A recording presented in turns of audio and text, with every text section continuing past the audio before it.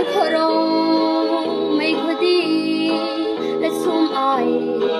let selmar may thang sam khut lang lung lên suan thing ram na le par phu thing thani lung lom te an san su an tham cha ne ma thlet so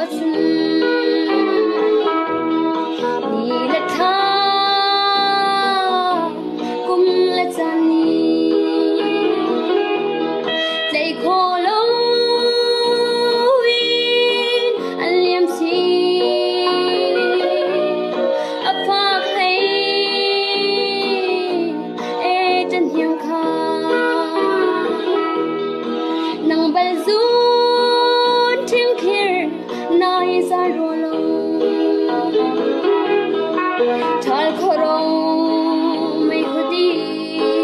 let sum ai zel chial mar may thang sam khut lang lung lên suan thing ram na le par phu thing thani lung lom te an san su an tham cha ne ma thlet so chun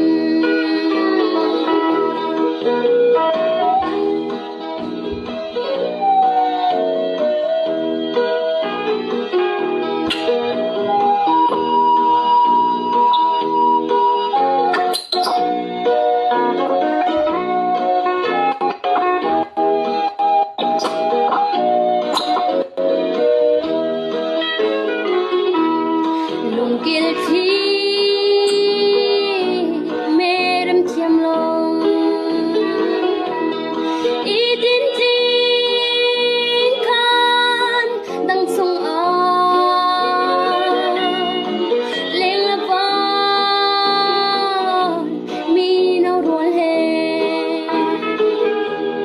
ti nga sing doi chan su ai chan Chal khorong may khudi let sum ai zel chial mar may thang sam khut lang lo